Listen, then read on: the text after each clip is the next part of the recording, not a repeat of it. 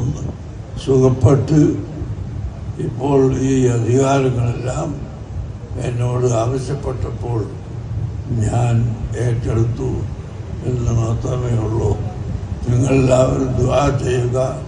നമ്മുടെ ഈ ഖളാ നല്ലപോലെ നടത്തിക്കൊണ്ടുപോകുവാനും ആവശ്യമായ ദീനിൻ്റെ വിധികളും നിയമങ്ങളും നിങ്ങളുടെ എല്ലാ ജമാഅത്തുകളിലും നടപ്പിൽ വരുത്താനും അത് പറയാനും കേൾക്കാനും സ്വീകരിക്കാനും എനിക്കും നിങ്ങൾക്കും അല്ലാഹു തആല തൗഫീഖ് നൽകുമാറാകട്ടെ.